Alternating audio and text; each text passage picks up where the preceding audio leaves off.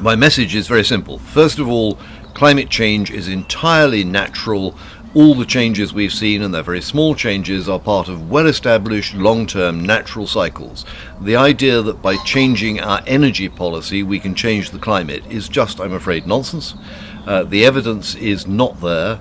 It isn't like that. I just want to get across today the notion that seeing people as a problem, that the fact that we consume brackets too much is the way that environmentalists argue it, or the fact that there are too many people on the planet who breathe out carbon dioxide, who use machinery which utilizes carbon dioxide. The fact that people see that as a problem, I think, is undermining the notion of our ability to creatively change the future for the better.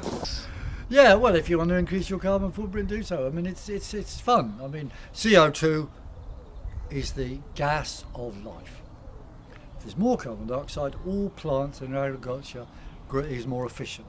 I did a quick summary, in fact, of what I call climate the long view, starting 600 million years ago, and looking at how temperatures have fluctuated, how levels of carbon dioxide have gone up and down, pointing out that, for example, the last time carbon dioxide levels were as low as they are today was 300 million years ago. I can understand that absolutely everything they are saying about IPCC and IPCC's Boy Scouts around the world is wrong, because sea is not rising, and not rising at a fast rate, not rising at all.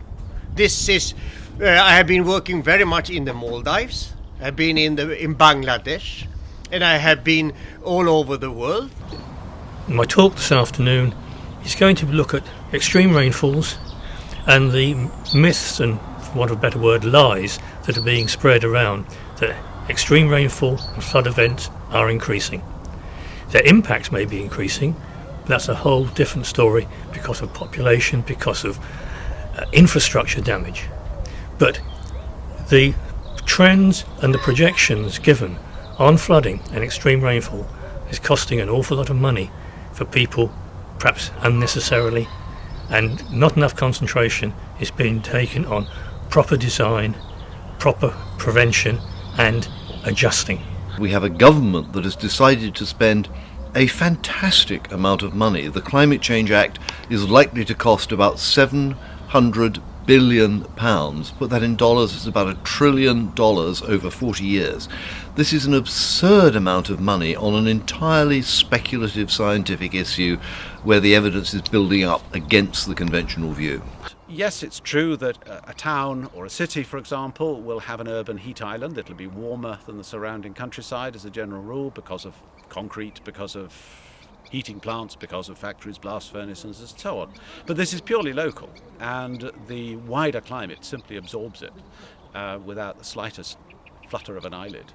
It's a purely local effect. Yes, in that sense we affect the climate locally, but it's tiny and it's of no consequence.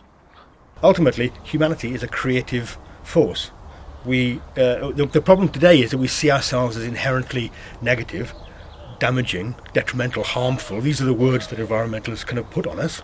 And I think it's about time we started to stand up for the inherent creativity, progressiveness, civilized standards, and the ability to transform things to our advantage, not necessarily taking nature as our benchmark.